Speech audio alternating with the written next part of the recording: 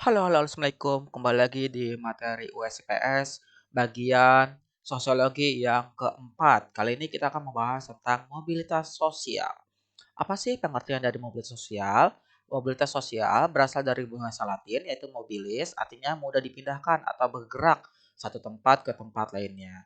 Di mana ada kata sosial itu berarti seseorang atau kelompok seseorang dalam kelompok sosial. Jadi, mobilitas sosial adalah perpindahan posisi seseorang atau sekelompok orang dari lapisan satu ke lapisan lainnya. Di mana perpindahan tersebut bisa menjadi lebih tinggi ataupun rendah atau hanya bergeser saja. Ada pengertian mobilitas sosial menurut para ahli. Pertama, menurut Paul B. Horton, di mana mobilitas sosial adalah suatu gerak perpindahan dari satu kelas ke kelas sosial lainnya atau gerak pindah dari strata yang satu ke strata lainnya. Lalu menurut Kimball Young ya dan Raymond Wemak, menurut Young dan Mark, mobilitas sosial adalah suatu gerak dalam struktur sosial yaitu pola-pola tertentu yang mengatur koorganisasi suatu kelompok sosial. Lalu ada Anthony Giddens di mana mobilis sosial menunjuk pada gerakan dari orang per orang dan kelompok ke kelompok di antara kedudukan-kedudukan sosial ekonomi yang berbeda. Lalu ada bentuk-bentuk mobilitas sosial. Pertama ada mobilitas vertikal, merupakan perpindahan seseorang atau sekelompok orang dari satu kedudukan sosial ke kedudukan sosial lainnya yang tidak sederajat, baik pindah ke tempat ke lebih tinggi maupun yang rendah. Di mana mobilitas vertikal dibedakan menjadi dua, yaitu mobilitas vertikal ke atas atau social climbing terjadi karena adanya peningkatan status atau kedudukan seseorang atau naiknya orang-orang dari status rendah ke status sosial yang lebih tinggi. Contohnya misalkan pegawai naik jabatan menjadi bagian manajer ya. Lalu ada mobilitas vertikal ke bawah atau social sinking. Proses penurunan status atau kedudukan seseorang dari status ke atas ke bawah. Misalkan hal ini misalkan Pak Adi dipecat dari tugasnya di lembaga publik karena dia terbukti KKN. Lalu mobilitas horizontal di mana perpindahan status sosial seseorang atau kelompok dalam lapisan sosial yang sama. Misalkan Pak Mulyadi berpindah tugas dari guru pedalaman sebagai guru ke daerah pedalaman. Tadinya di kota ke di daerah desa atau pedalaman. Sama halnya ya, dia tetap mengajar walaupun dalam kondisi perbedaan tempatnya. Lalu ada faktor pendorong dan penghambat mobilitas sosial. Pertama, faktor pendorongnya faktor struktural, di mana struktur masyarakat Indonesia itu sangat terbuka, tidak lagi memandang adanya keturunan ya, di mana masyarakat bebas mendapatkan pendudukan tinggi. Banyak kasus terjadi hal tersebut ya. Misalkan anak seorang tukang becak ya bisa mampu menjadi sarjana ya, atau anak petani yang berhasil menjadi presiden. Lalu ada faktor individu, di mana pengetahuan sikap, keterampilan seseorang itu dapat membuka peluang dia untuk bergerak ke status sosial yang lebih baik. Lalu ada faktor sosial, di mana sejak lahir anak-anak sudah mendapatkan status sosial dari orang tuanya. Nah, apabila tidak ada kepuasan dalam hal kedudukan yang diberikan oleh orang tua, maka akan dia berupaya untuk mendapatkan status sosial yang lebih tinggi lagi. Lalu ada faktor ekonomi, di mana faktor ekonomi itu bisa menentukan apakah seseorang itu bisa baik nggak dalam memperoleh modal, pendidikan, dan kesempatan lainnya. Lalu faktor politik, di mana apakah kondisi negara itu politiknya stabil, aman, ataupun damai, bisa mempengaruhi dari mobilitas sosialnya. Lalu dari aspek pendidikan, di mana hal yang paling penting dalam hal menentukan mobilitas sosial ya, di mana kalau secara kita kesulitan dalam mengakses pendidikan, otomatis kita tidak mempunyai pendidikan yang cukup atau yang kurang baik, bahkan bisa menyulitkan kita dalam melakukan pergerakan mobilitas sosial. Lalu ada faktor penghambat mobilitas sosial. Pertama dari kemiskinan, di mana tentunya masalah ekonomi itu bisa membatasi mobilitas sosial. Kalau masyarakat yang kurang mampu atau miskin, pasti status sosialnya itu akan terbatas ya, atau hanya di tempat itu saja. Di mana masalahnya menyebabkan SDM itu rendah ya, dia tidak bisa menentukan pekerjaannya ya, dan sehingga mendapatkan pekerjaan itu terbatas. Lalu ada diskriminasi, di mana perbedaan perlakuan karena alasan dari SARA ya, suku, ras, agama, dan antar golongan. Nah, ini masih ada beberapa hal ya, misalkan dalam hal diskriminasi dalam hal pendidikan ya. Tentunya pada saat kita penjajahan, hal ini kesulitan bagi kita ya sebagai rakyat Indonesia yang dijajah untuk uh, menaikkan mobilitas sosialnya. Lalu ada caranya, cara mobilitas sosial, di mana pertama di sini vertikal ke atas ya, contohnya di sini. Perubahan standar hidup, di mana penghasilan tentu bisa berdampak pada standar status sosialnya ya. Lalu ada perubahan tempat tinggal. Tentunya dengan status sosial lebih tinggi, otomatis dia mencari tempat tinggal yang lebih baik atau lebih layak. Lalu perubahan tingkah laku, di mana tingkah laku dan dari kalangan yang lebih tinggi tentunya bisa lebih baik ya, misalkan dari segi pakaiannya, ucapannya maupun dari hobinya.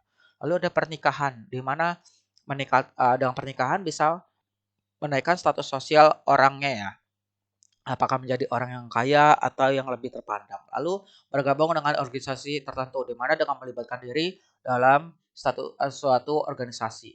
Lalu ada saluran mobilitas sosial. Pertama dari pendidikannya, di mana tentunya dengan akses pendidikan bisa mengubah status sosialnya dari mungkin yang tadi yang kurang baik menjadi status sosial lebih baik.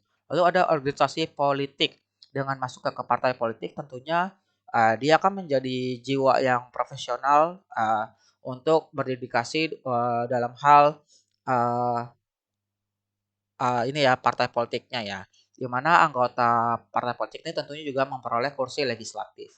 Lalu ada organisasi ekonomi, di mana seperti perusahaan dan juga jasa, di mana menyebabkan keduanya itu peluang untuk mencapai mobilitas vertikal.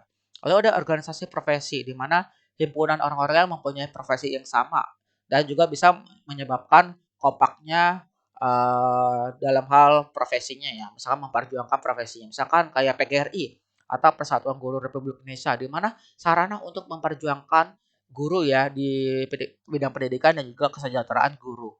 Lalu ada dampak mobilitas sosial.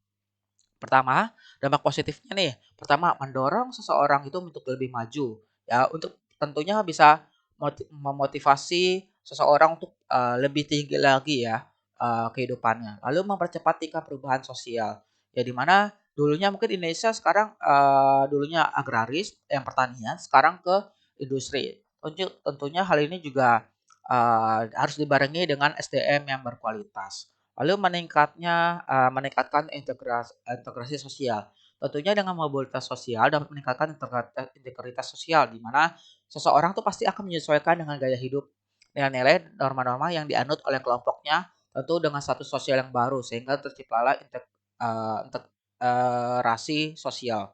Lalu dampak negatifnya, pertama terjadinya konflik, di mana tentunya gara-gara kita sebagai manusia dengan orang lain tentunya pasti ada perbedaan yang ada, di mana kemudian terjadilah persaingan memicu terjadi konflik. Lalu dari gangguan psikologis, di mana ketika orang kehilangan jabatannya, dia mungkin tidak rela, khawatir atau gelisah sehingga muncul masalah psikologis. Lalu ada perubahan sosial budaya, di mana ada pengertian perubahan sosial budaya. Menurut para ahli ya, satu, menurut Selo Sumarjan, bahwa perubahan sosial itu segala perubahan pada lembaga kemasyarakatan dalam suatu masyarakat. Lalu menurut McIver, perubahan sosial berarti perubahan dalam hubungan sosial atau sebagai perubahan terhadap keseimbangan hubungan sosial. Lalu menurut Kingsley Davis, perubahan sosial sebagai perubahan-perubahan yang terjadi dalam struktur dan fungsi masyarakat. Sehingga dapat ditemukan perubahan sosial adalah perubahan struktur dan fungsi sosial masyarakat, di mana perubahan sosial itu berpengaruh atau berkaitan erat dengan perubahan budaya dan sebaliknya ya. Lalu ada hakikat perubahan sosial budaya. Pertama, dari aspek kehidupan, misalkan dari peralatan dan perlengkapan hidup, misalkan pakaian, perumahan, alat-alat rumah tangga, dan lain sebagainya. Lalu dari mata pencarian dan sistem ekonomi, misalkan pertanian, peternakan, sistem produksi, dan lainnya. Lalu dari sistem kemasyarakatan, seperti sistem kekerabatan, organisasi politik, sistem hukum, sistem perkawinan, lalu ada bahasa, ada kesenian, seperti seni rupa, seni suara, ya, seni musik, atau seni tari. Lalu sistem pengetahuan, teknologi, dan religi atau sistem kepercayaan. Lalu ada faktor penyebab perubahan sosial budaya. Pertama dari internal masyarakat itu sendiri, dan ada eksternal dari luarnya. Faktor internalnya dari perubahan jumlah penduduk, penemuan baru, pemberontakan atau revolusi, terakhir ada konflik sosial. Lalu ada faktor eksternalnya, ada pengaruh dari kebudayaan masyarakat lain, peperangan, dan perubahan lingkungan alam. Ada bentuk-bentuk perubahan sosial budaya, di mana ada yang berdasarkan kecepatannya, misalkan ada evolusi ya, perubahan lambat, di mana terjadi jangka waktu yang lama, terjadi dengan sendirinya tanpa direncanakan. Lalu ada revolusi, perubahan cepat. Perubahan yang terjadi karena secara singkat, cepat, dan mendasar dalam kehidupan masyarakat.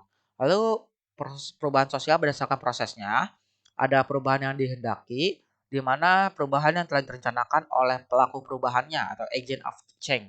Lalu perubahan yang tidak dihendaki, misalkan perubahan yang di luar rencana manusia ya, di mana misalkan contohnya kayak gempa bumi, tanah longsor, tsunami, dan sebagainya. Lalu ada perubahan sosial berdasarkan ukuran perubahannya. Ada perubahan yang kecil, yang di mana tidak terlalu membawa pengaruh langsung terhadap masyarakat, dan perubahan besar, yang di mana memberikan pengaruh yang sangat besar langsung kepada masyarakat. Lalu berdasarkan perkembangannya, di mana progres, di mana membawa kemajuan atau keuntungan bagi masyarakat, dan regres, di mana membawa kemunduran atau kerugian bagi masyarakat. Lalu ada faktor pendorong perubahan sosial budaya.